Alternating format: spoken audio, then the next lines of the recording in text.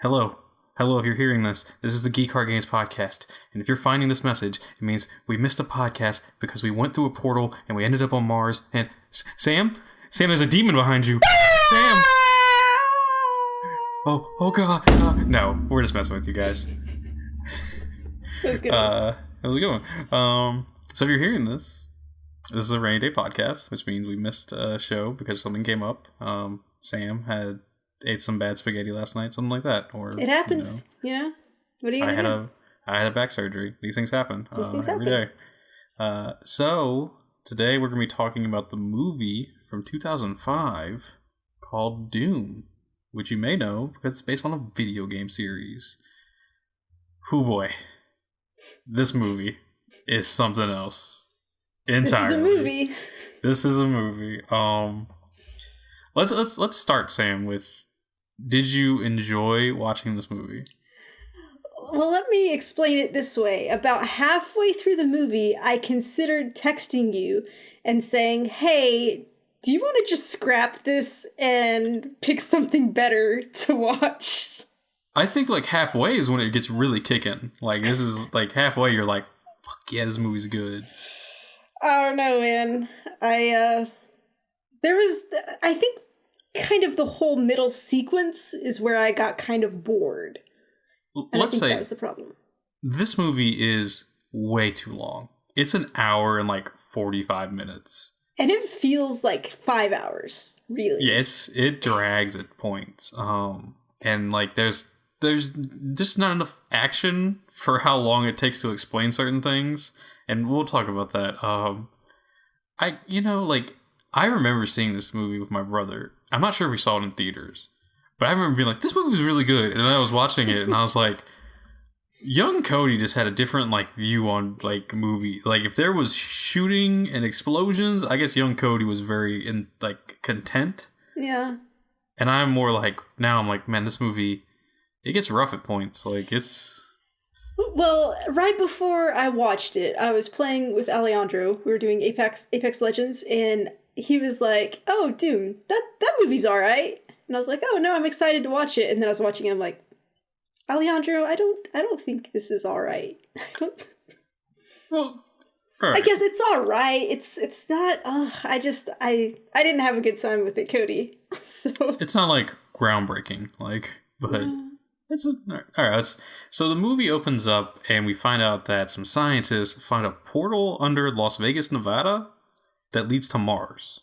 They found it in 2026, which, let me remind you, 7 years away. So this is, I mean, you guys better get prepared, because it's coming, okay? That's all I'm saying. That's what she said. That's a good one. So yeah, they find this portal, and apparently it leads to Mars, where there's an ancient civilization. There was an ancient civilization. Yeah. But yeah, so they discovered it in 2026, but the movie is actually taking place 20 years later. So 2046 is when these events are occurring. So yeah, okay. They're trying to figure out who these people were, why they're not alive anymore, why they left their technology. Yeah. So yeah. And so smash cut to some scientists running for their lives, and something is like killing them one by one. And this is the start of this movie when I realized, man, this is not going to be the best thing I've ever seen. Because the CGI is rough. Like, we get to a scene where the last scientist is, like, trying to, like, send out a distress message. And then the door gets busted open. And this door busts open. And it is rough looking. Like... Ugh. The door busting or what's behind the door was rough?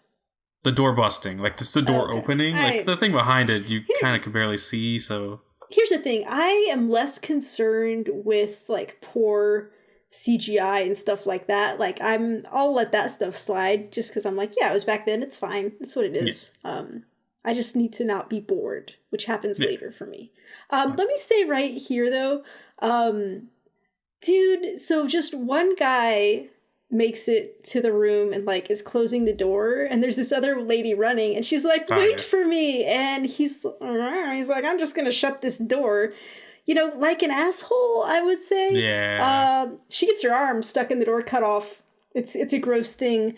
But then he like goes to call in the quarantine, and I'm like, well, if he hadn't shut the door, he wouldn't maybe have had time to call in the quarantine. So maybe it was reasonable. But I mean, I don't know. It's hard to tell if he was being an asshole. There's a lot of morally wrong things in this movie, which we'll discuss. Oh my god, yes.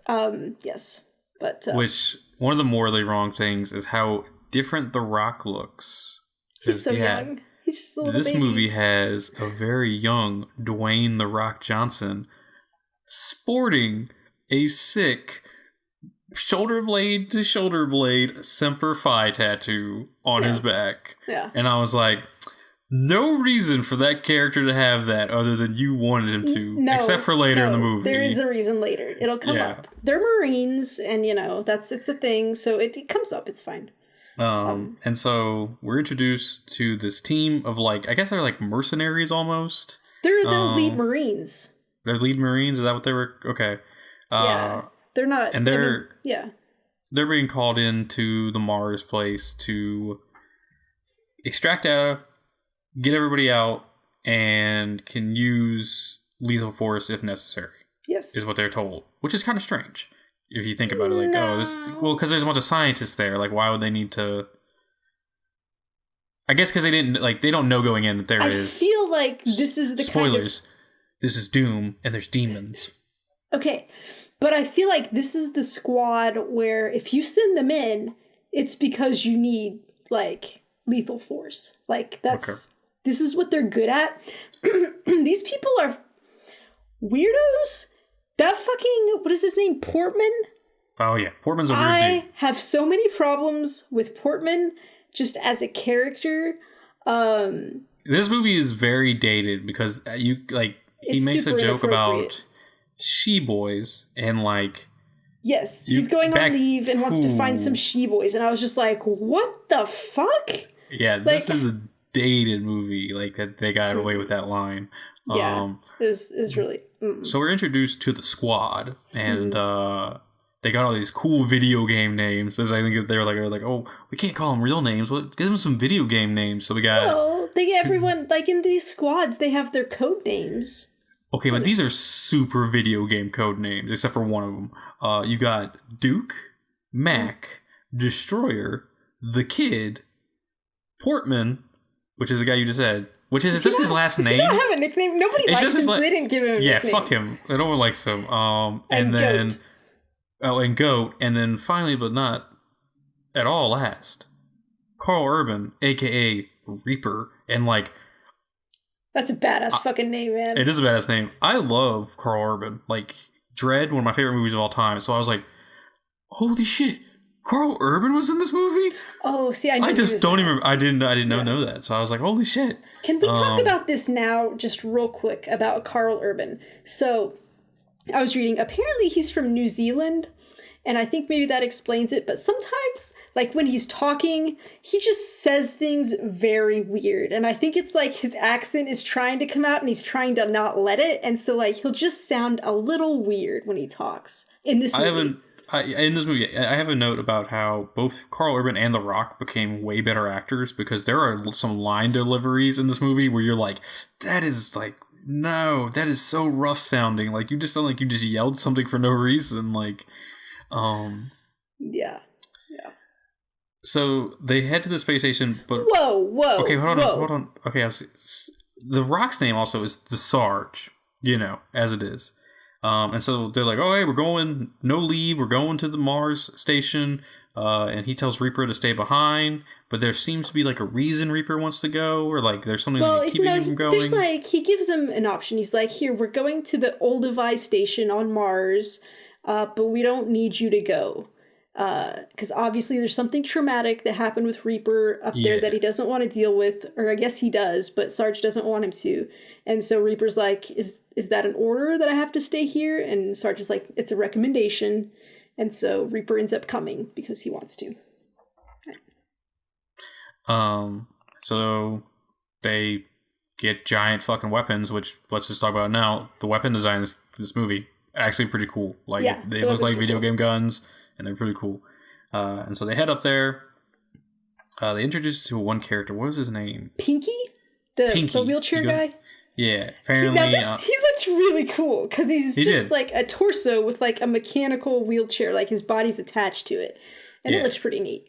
So the kind of portal that they found and that takes them to Mars, apparently like early like times using it, the top part of Pinky made it to Mars. The bottom part of Pinky went to another system. Yeah. So that's kind of cool. The teleportation portal is really cool too because it's like just like a huge drop of clear liquid, and they kind of step on it and it like absorbs them. And they go one at a time, I guess, but it looks really cool. Of course, okay, Cody, I don't think we've talked about this before, but like when I'm watching a movie with my friends, Daniel and Holly, we have our like weekly movie night or whatever. Pretty much every time I watch a movie, somebody has to fucking throw up on screen. And I'm like, why is there so much vomiting in movies? I would say these days, but obviously this was 2005. I don't know, but it never fails. Like anytime I watch a movie, somebody's going to throw up. So after they go through the portal, multiple people are like throwing up. And I'm just like, dude, stop it. Yeah. And so I think they go through some kind of the station was very confusing to me because they like make it into lockdown and stuff. So the portal room is like its own very secure. It has this huge like thick metal door, so like that thing can go on lockdown. And so like Sarge leaves Mac there to guard it with Pinky, and everybody else goes into the station, which has like the science lab. It has tons of people that are still just in there hanging out being like, hey, we don't know what's going on, because apparently it's just like this one wing, this one lab area where the problem has happened and it's on a lockdown. So there's still a lot of people hanging out in this space station or Mars station.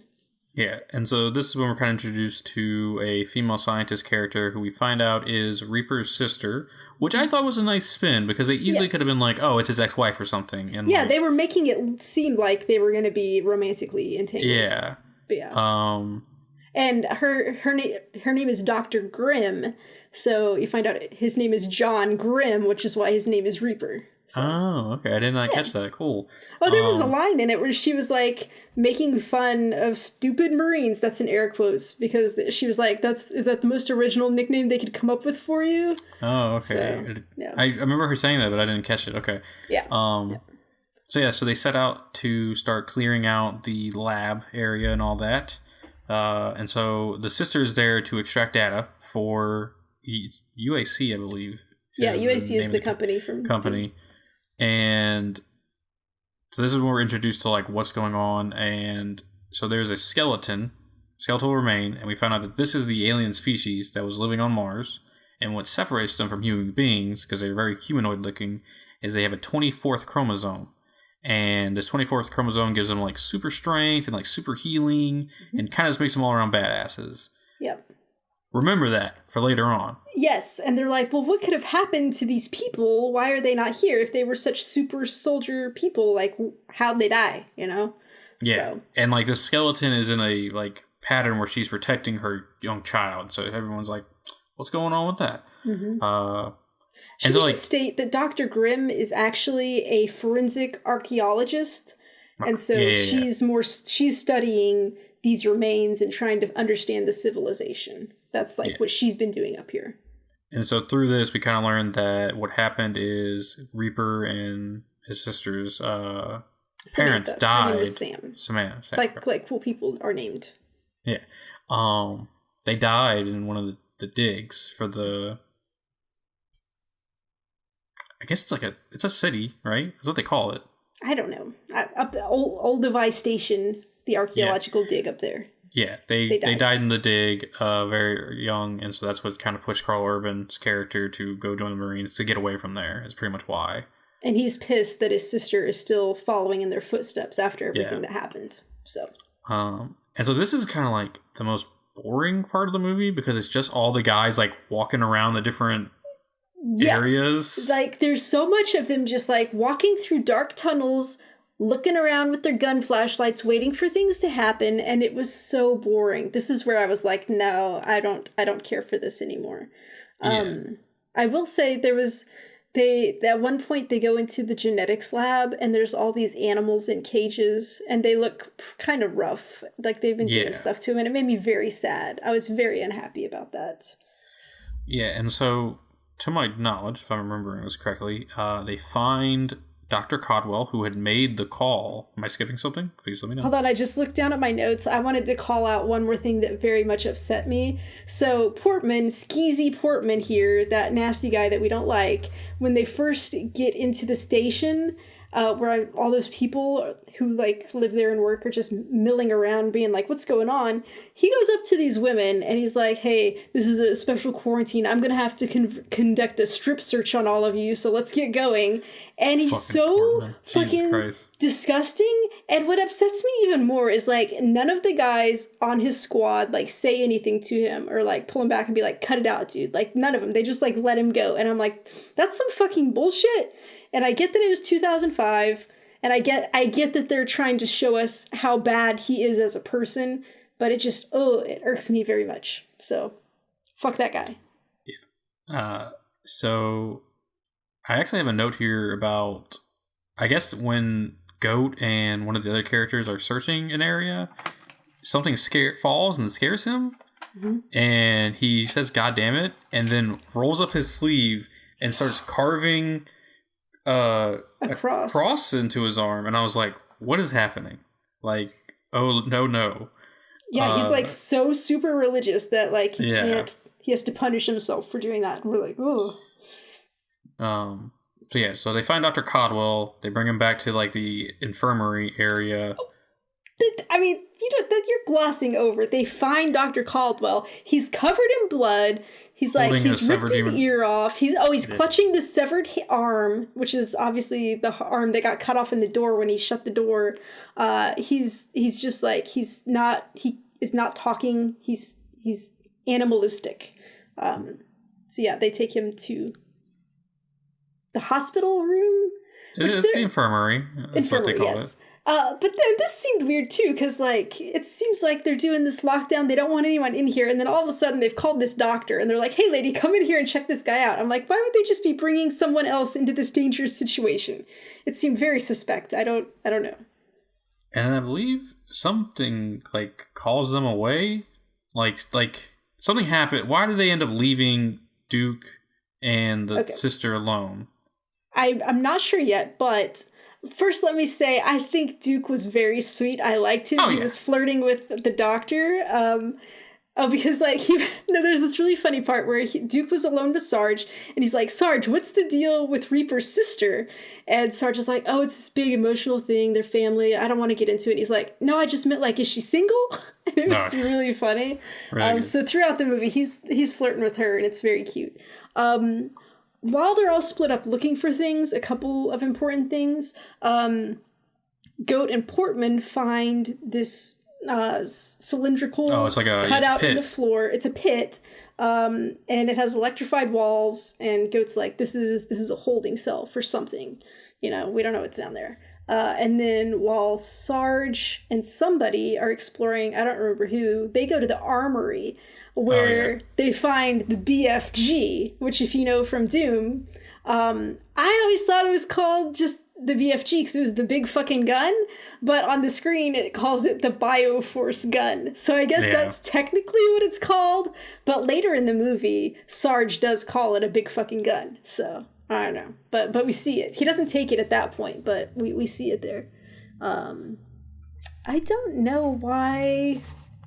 I think they were just still they hadn't cleared everything, and they just had to go back and keep clearing. Yeah, and I feel like something brings them back to the genetics lab where the animals are, and all the animals have been eaten, and then I want to say another creature shows up, which leads them into the sewer. I think there was an animal in the genetics lab that attacked them. Maybe. I don't know. All the cages are like ripped up and there's like blood and guts everywhere. It's very upsetting looking.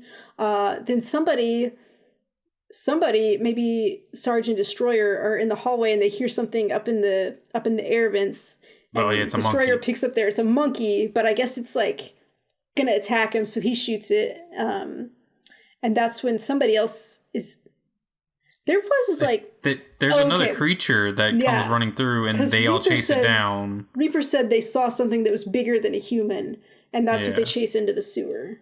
So. Yeah, and so we're in the sewer scene, and this is where I have the note about how, man, Carl Urban and The Rock became way better actors, because, like, there is some line delivery in this goddamn sewer that is appalling. Like, Carl Urban starts yelling at one point, and it's not, like, the New Zealand accent comes through really heavily, and then The Rock turns around and has to be all masculine and yell something, and, like, it's just like, man, you have come a very long way. Also, you look so different.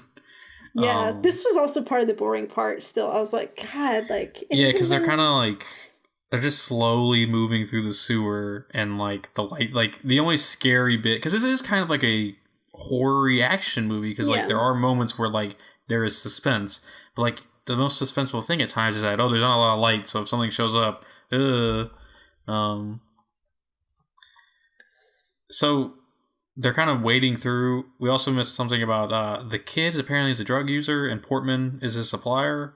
And so he took some drugs earlier, and, like, Reaper, like, fucking goes off on him. He's like, you do drugs in front of me ever again, like, it's done. Like, I'm ending you. And I was like, oh, shit.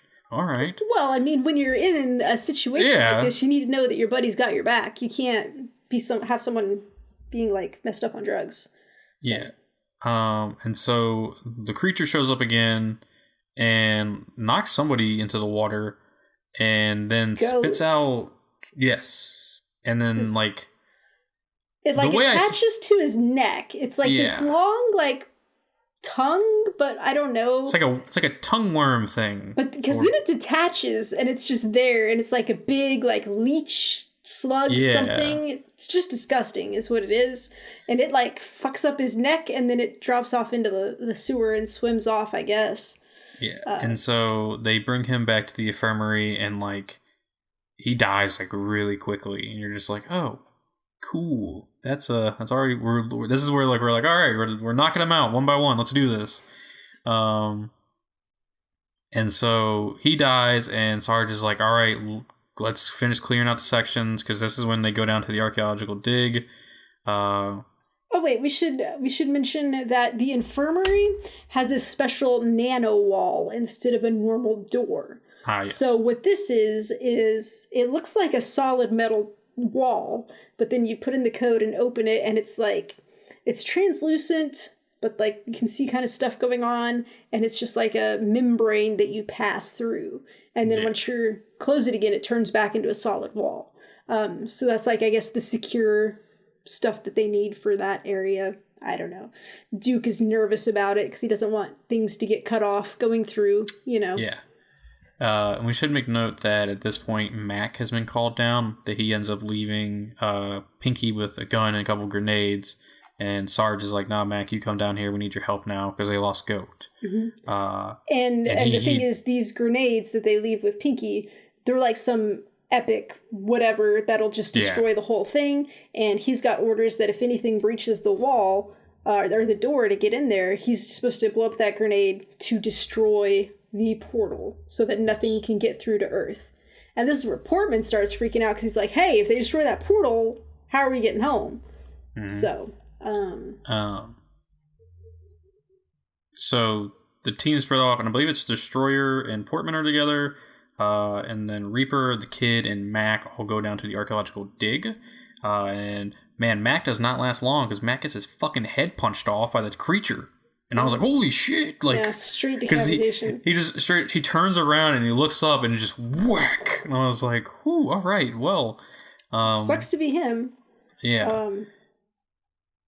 And so I have a note at this point that, because Destroyer is left to watch a corridor, and, like, I was like, man, a minigun is a terrible thing to have if something just run up on you, because a minigun has to charge up before spin up, yeah. Another thing, he's walking with it, and why is my phone going off? And he cocks the minigun. You can't cock a minigun. There's nothing to cock. Unless I am, like, an idiot and don't know anything about guns, but I am 100%, like, almost positive there's nothing, like, he's just, like, no. There's nothing to do that on a minigun. It's just you belt feed it. I don't understand. I don't It's the future, Cody. They have different kinds of guns, so in the future, they might cock it. I guess so. I know I missed some stuff. Hold on, I need to call out this. So when Dr. Grimm is, or I guess the extra doctor that they brought in, is looking at Dr. Carmack, the guy who went crazy, missing the ear, I guess they drew some blood samples. They're doing something. They find out that the blood looks really, really funky. It's like it cooks kind of like coagulated, like it's like chunky blood. Like there's weird stuff going on. Yeah, and there's giant like black splotches all up in it. Yeah. And so like and then when they shot the monkey in the air vent, it was bleeding down and like. It was Sarge very stuck chunky. his hand out to look at it. He's like, "Oh yes." Like I don't understand why people do that in movies. Why you want to stick your hand into something you don't know what the fuck it is, and then it's all over your hand. It's so gross. But yeah, so there's whatever's infecting people. It makes this chunky, disgusting blood. So, there was a theory that they were going on that maybe whatever these creatures are, maybe they came in from the surface. So that's why they were exploring like down in the archaeological dig to check out that other door to see if something could have gotten in that way. Okay, Dr. Grimm is doing... they ended up killing the thing that attacked Goat in the sewers, I guess. Like I missed it. They killed a monster at some point, so they bring it back to Dr. Grimm and she starts doing an autopsy on it. And so as she's doing it, she's like, these are all human organs. This is all da-da-da. And we should note that at some point, the doctor who made the message, who like, he ended up dying and his body disappeared. Oh yeah, that happens. We forgot that. Because that ties into, so they're doing the autopsy and like they keep hearing things and then the power goes out for a second and they go check something out. And as they're running back, the doctor shows up and gets trapped in the nano wall. Okay, I mean, you kind of spoiled it because we didn't know that it was the doctor then. Okay, it looked like a monster, and then they figured out it was missing the ear, so it must have been Dr. Carmack who mutated into the monster. So we're just trying to save the people. It's okay. An hour and 45 minutes. We should have said at the beginning that there would be spoilers for this, but I guess obviously you know that. But okay, so yeah, they're doing the autopsy. She's like, oh, it's had its appendix out, and then they figure out that it's a human. It was once a human. Yeah. So that's kind of where they start going. And then at this point, Goat, who's dead in this other room, wakes up, turning into a zombie. And he starts...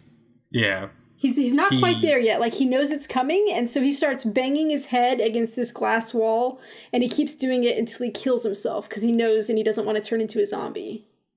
My biggest complaint with this scene is that he hits his head against the glass once and the doctor screams.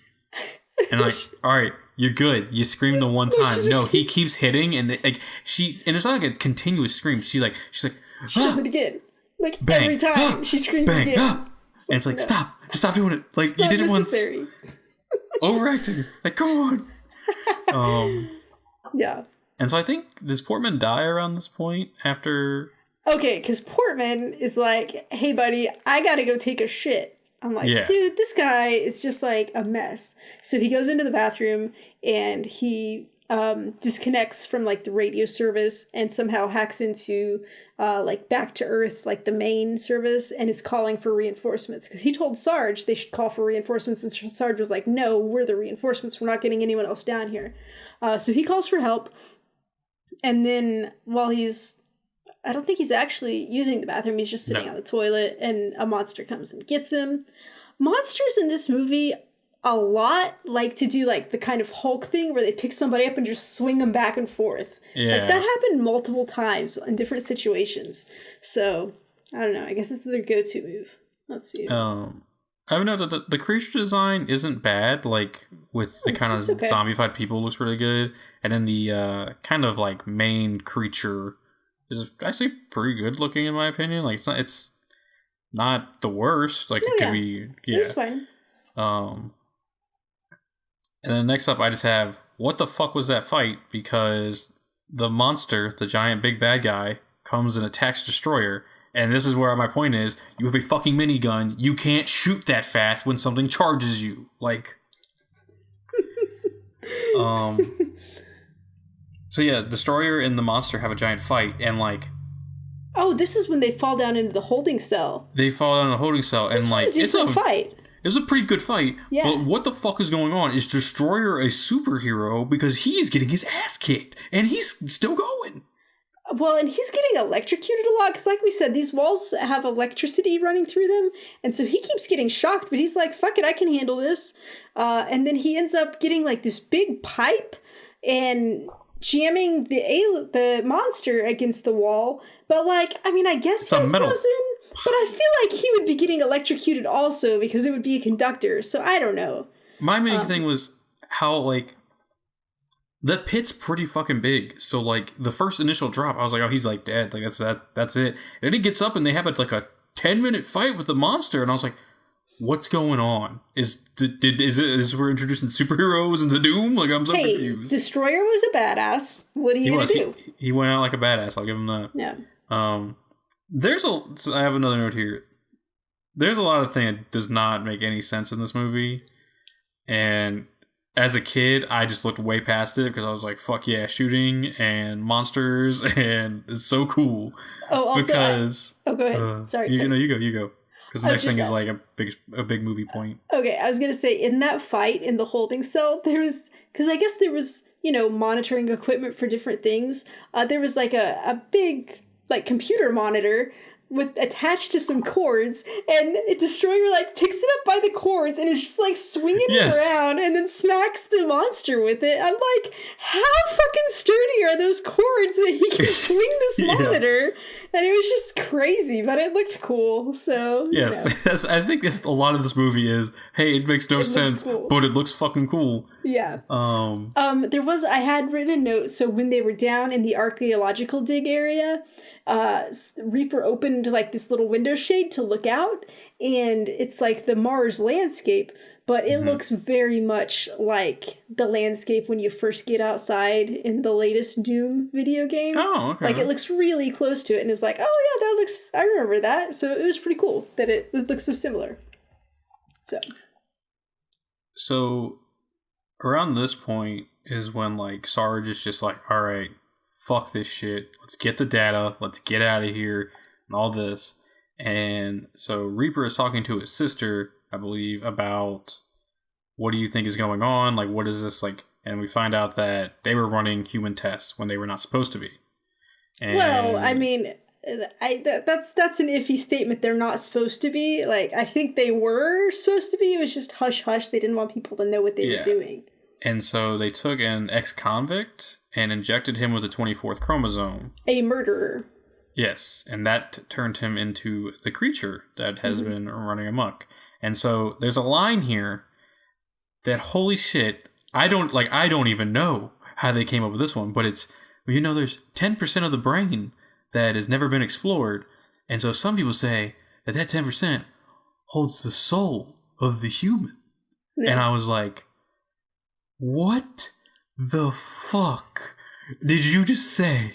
Because it makes no sense. Because so the fairly logic is that 10% of the brain holds the soul, and either you're evil and turn into a creature, or you're good and you just have the super strength and the super healing like the mother did. Mm-hmm.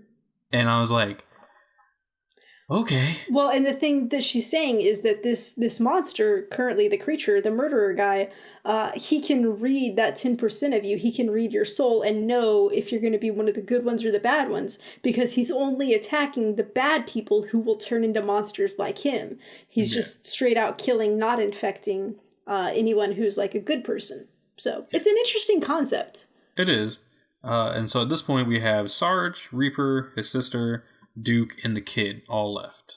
Everyone else has died. Yes, and Sarge has got the big fucking gun. He said, fuck this, we're getting the gun. And it's huge, and it looks fucking awesome when it shoots. I had a note. Could have been bigger. Something out there. That's what she said? That's what she said. Yeah, he finds one of the severed hands, and then goes back and like uses that as, because you need a DNA to get in. Yeah. And I think he shows up at like as the end of the destroyer fight. He shows up and shoots it, and the creature gets away. Or no, it's when Portman shoots the guy in the bathroom. Portman's guy. Yep. So I had a line that Reaper said this place is hell, which ties back into the games because these were demons from hell. Reaper, this is the part also after Dr. Grimm figures out and explains what's going on. Reaper wants to destroy all the data and get rid of it, and Sarge is like, no, our job is to retrieve this and bring it all back, and that's what we're going to do. So they're starting to have some disagreements there. And so I believe at this point, the demon, the creature, ends up breaking through the metal wall, right? He gets to the arc portal. Yeah, and so they all head up there with the data and all that, and the Rock is a big old dick. Like, yes. He's like, all right, we're quarantining all of this. Go start killing people, because the demon had already came through and like started killing people. They found Pinky was still alive. Well, so here's what happened. So you go through the portal back to Earth, but the area you are is this underground facility that is currently also in a lockdown, and it's scheduled to unlock in like an hour. So Sarge wants to kill everybody before that hour is up so that nothing can make it to the surface and infect the Earth. Yeah. And so he's like, all right, go start shooting a bunch of people, or like start shooting the dead bodies so they don't come back to life. Like, that's kind of because we're dealing with like zombies here pretty much. So they find Pinky. He's like, oh, I'm sorry, I tried. But then, and then the kid actually finds a bunch of people. Mm-hmm. And the Sarge is like, well, did you finish them? And he's like, no, I'm not going to do that.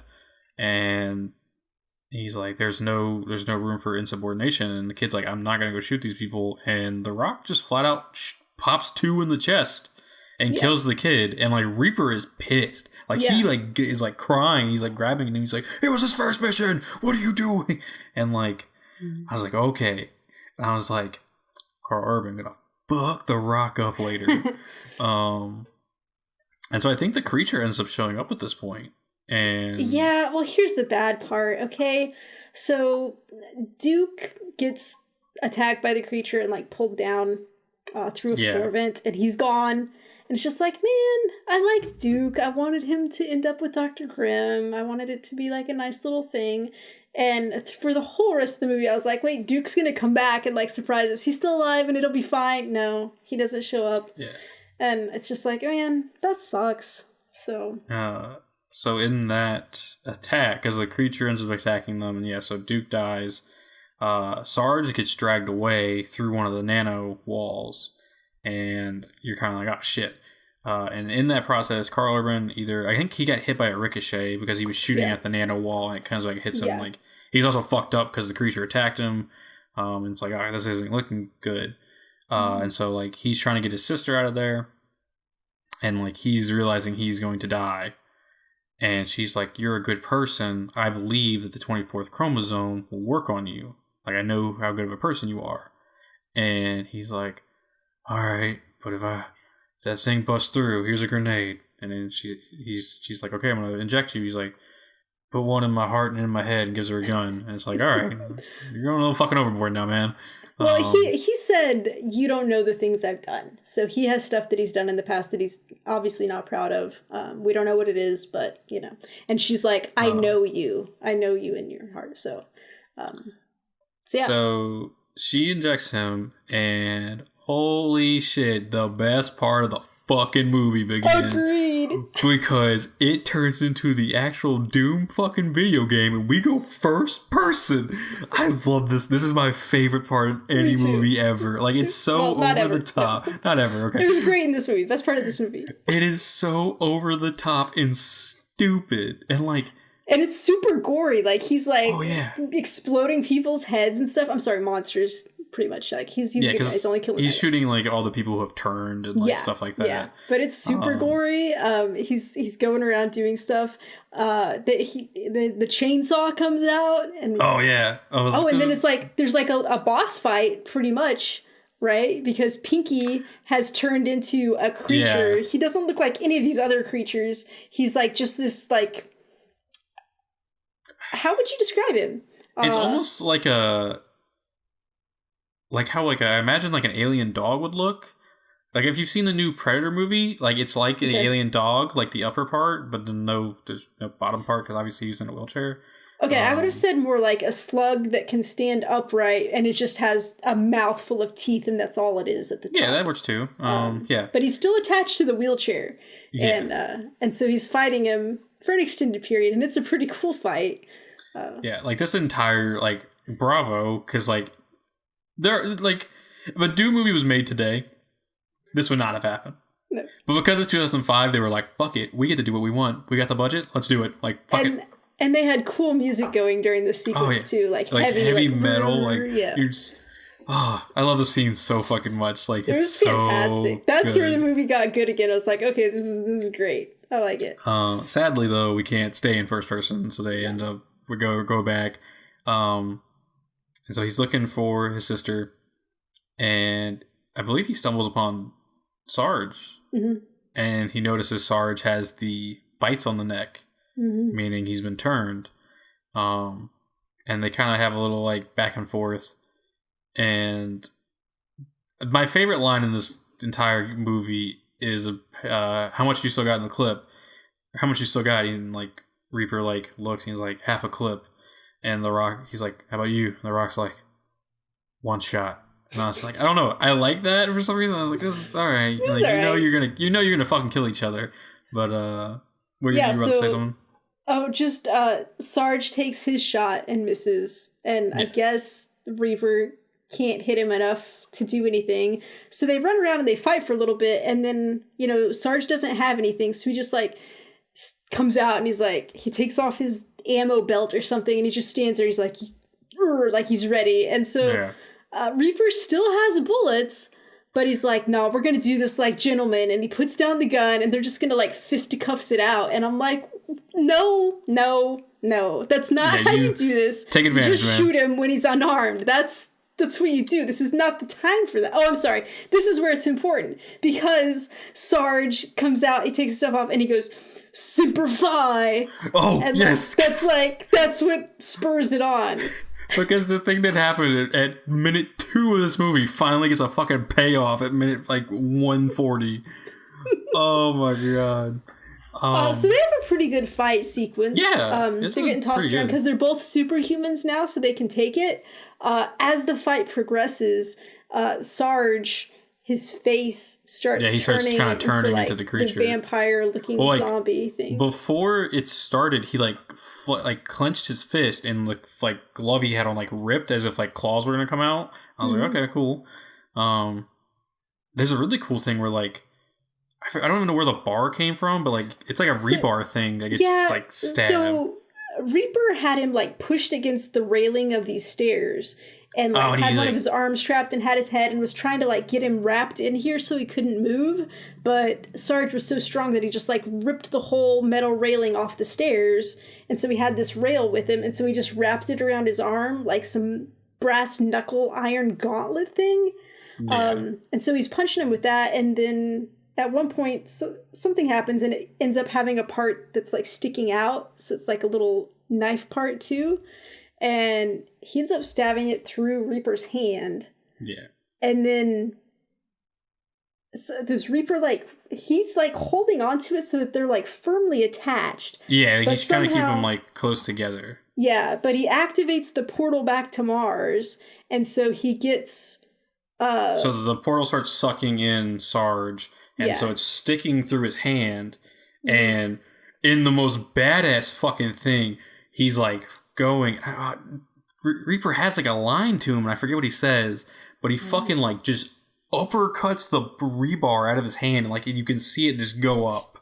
Yeah. And I was like, that was pretty cool. And so Sarge goes through the portal, ends up on the other side, and then... I forget the line, but it's a good line where Carl Urban like pops the grenade and throws it through, and the grenade lands on top of Sarge and blows up and ends up killing Sarge. I didn't write down the line. I forget the line. I'm kicking myself for it. But yeah, as soon as he's through, he looks at his hand again, and his hand is like already healed up. So yeah. So he goes and finds his sister, and he gets on an elevator, and he's heading back to the surface, and we're all good. I feel like, oh my god, what are those after credit scenes?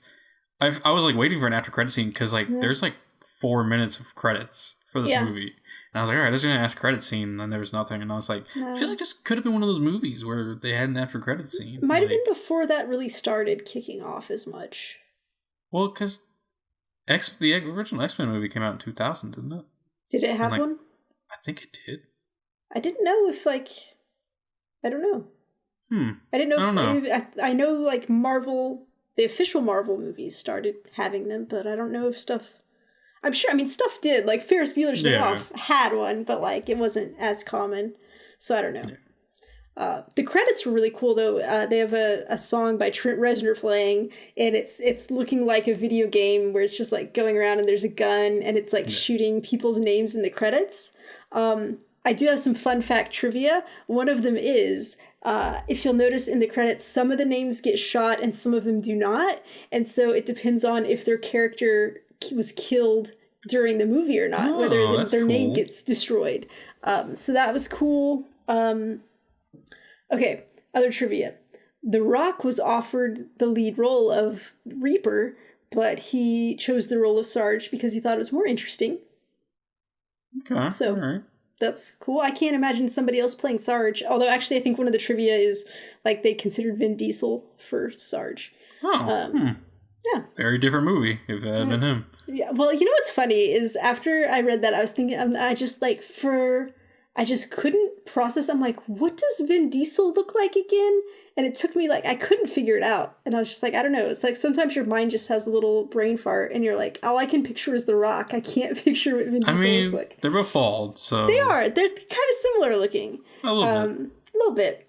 And they're both in the Fast and the Furious franchise. So it's like, they start mixing together. Okay, other trivia. So the first-person shooter sequence that we both enjoyed very much, it took 14 days to shoot that. I'm not shocked because like that does seem like because like there's a lot of CGI in that, and so like it probably took a while. Yeah, I could see that. Yeah. Yep. Okay, some of this is boring. There were 2 working, which means vibrating, I guess, BFGs created for the movie, and The Rock kept both of them. So I don't know if he was allowed to. I like to imagine The Rock gets home from a hard day's of work, and he's just like, I got the BFGs. Okay, the locker where the BFG is stored is designated IDKFA, which is the in-game cheat code, which would give the player all keys, full weapons, and ammo. So there's a lot of fun little game stuff in here. The Rock admitted that he felt nauseous after playing the original Doom games, which that's fair. Okay. Rosamund Pike, who played Dr. Grimm, turned down the role of Rita Skeeter in Harry Potter and the Goblet of Fire to work on this, and also Pride and Prejudice. So hopefully Pride and Prejudice was a little better for her. Hopefully. Yeah. There were scenes that were cut because of intense and graphic violence, so who knows what that might be. I'm kind of curious if there's a director's cut out there that's just like super hardcore. Yeah, I'd pass. It's fine. Okay, we didn't mention it, but in the genetics lab, there were jars with these beating hearts in them, like different types of hearts. And the beating heart and beeping accompanying it is reminiscent of the logo used by id Software, who makes Doom. And I mean, Sarge is named after Master Sergeant Thomas Kelly, who is one of the main characters from Doom 3. So that makes sense. This is based on the Doom 3 game. I didn't know that one. Okay. Yeah, so Dr. Carmack, who we talked about with the missing ear, and then there was another doctor named Willits, who we didn't talk about, but they are named after the co-owners of id Software. So, fun naming. Sam, can you look up how well this did at the box office? I can try. Can you try? Let's see. So yeah, like this movie has a lot of problems with it. Like the pacing is very bad at times. CGI is a little rough at times. But Sam, I really fucking love this movie, and I love me some Carl Urban. Like, and like Carl Urban has like the worst beard in this movie because it's just like patchy and like. I thought it was fine. I mean, I don't want too much beard. I mean, I get you it. know how I feel about it. But it's patchy at points, and I'm like, ooh, that was rough. Okay. But yeah, like it's pretty good. Like I liked it. Okay, this is 2005, so I don't know how this correlates to nowadays. But its opening weekend, it got $15.4 million, which That's not bad. Pretty good. It was the number one rank, and its domestic total was 28 million, and the foreign total was 27 million. So worldwide, it was 55 million. Okay. Which, I mean, that sounds like a lot of money. What was the budget? That should be on the wiki for the movie, I think. Let me look that up. Like that's a pretty good amount of money. It just depends like how much CGI they use and how much that cost them. I mean, I think... Oh, do you want to guess how much the budget was? I'm just going to say... Keep in mind that it earned 55 million worldwide. I'm going to go with 75 million. I think it went under. It was 65 million budget. Oh, so okay. It wasn't, I mean, obviously not as much as they would have liked. But I don't know. I don't know what to tell you there. Yeah. So Sam, final thoughts on this movie. Would you watch it again? No. I think this is gonna be a yearly tradition where I watch Doom just for that young Rock and Carl Urban action, you know, like. Yeah, good for you, buddy. Yeah. I'd rather watch the Super Mario Brothers movie again. Ah, that's fucking fair, man. That's a good movie. It's a good movie. It was a good movie. Now, I'm sure this is nowhere in the trivia, but like, do you feel like the original thing was it was not his sister and it was actually a love interest? Because that end scene where he's holding her in the arms, I was like, this seems a little romantic, and I am not okay with it. It's a little creepy. I felt that way too. I was like, this feels weird. But right until the point where they said that they were siblings, it felt very sexual tensiony. And I was like, oh, okay. So, I mean, to be fair, it's Carl Urban, and like... He's just got chemistry out the wazoo. What are you going to do? Seriously, if you haven't seen Dredd, go watch Dredd. It's a fucking amazing movie, and oh my god. Okay, so here's the thing. I haven't seen Dredd. I would like to, but now based on how much you love this movie, I don't know if I can trust your assessment of Dredd. Dredd's really fucking good. Like, so good. Like, I can't even, like... I'm probably going to go watch it, because it's so good. Okay, so if Doom is like right here and Grave Encounters is like right here, where does Dredd fall? Doom is on the floor and Dredd is up here. Okay, that's how different these fucking movies are and how great Dredd is. Okay, all right. So if we had to give a score out of 10 Geek Hearts, where are we putting this on the Geek Heart scale? I think we didn't give Mario a thing because I just made this up on the spot. Yes. I was just gonna make up something else. I think Super Mario Bros. Is a solid 7 out of 10 Geek Hearts. Yeah, I'm down with that. Okay. I think we could put this one at a 4. Oh my god, I was thinking 4. Yeah. Okay. So yeah. So 4 out of 10 Geek Hearts. Geek Heart video game movie rating is 4 out of 10 Geek Hearts. All right.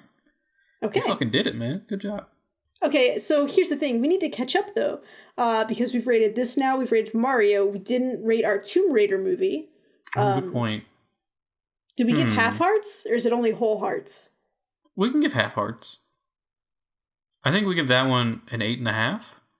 Oh my god, I was thinking that, Cody. We are so in sync. This is amazing. Wow. Okay. All right. So, all right. Well, there you go. There you go. So that was Doom. I like how we both think it's 4 Geek Hearts, but you just love this movie and I think it sucks. Oh, no, because trust me, this movie's fucking bad, but like I love it. Like it's on Netflix, so if you want to watch it, you can go watch it. Now I'll say it's not horrible. I just got really bored for a while there, and I get really bored at movies. Like I need something to really keep my attention going, so... I was like 30 minutes into this movie and I paused it and saw that it was an hour and 45 minutes and I was like, oh dear God, I don't know if I want to keep going, but I'm glad I did because I got to see Carl Urban and The Rock fight. Yeah. All right. Well, if you want to let us know what video game movie we should watch next for our next rainy day show, You can write us at contact@geekcardgames.com. You can find us on Twitter and Facebook at geekcardgames. You can find our Twitch streams at twitch.tv/geekcardgames. You can find our YouTube videos, where we'll have lots of content going up soon, at geekcardgames.com/YouTube. We have our Discord channel, where lots of stuff's going on, at geekcardgames.com/Discord. We have our merch store at geekcardgames.com/shirts. I believe that's everything. Yeah, if you want to give us a review on iTunes, we would love that, or whatever podcast service you use that has reviews. That's great.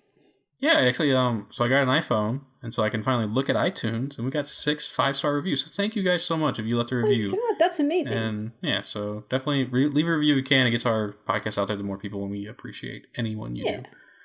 All right, well, I have been Cody Tetrick. You can find me on Twitter at Comic Book Cody. I don't know why I pronounced it that way. Don't. I have been Samantha Suvak, and you can find me on Twitter at SKSUVAK. All right, and just remember, if anyone ever wants to inject you with the 24th chromosome, you should probably think about your life choices. Sam, take it away. We're just two geeks who heart games. Do. No, Sam. I don't Sam, have fun. We're just two geeks who are our games. Doom. God damn it! That was perfect. Jim, did you send her the memo? Jesus. What the Did fuck, you just Jim? talk to Jim? Yeah, Jim. Who's Jim? We don't have a Jim. We have a Jerry. No, we fired Jerry. Remember? Because he fucked up that one thing. We've tried to fire him. It never actually worked. What do we do? If you hire somebody new, you need to tell me. Okay? That's all I'm going to say. So who have I been paying this entire time? Jesus, Cody, I told you have to be more careful with this. Ah, son of a bitch. Alright. Well. Bye. Doom. There you go.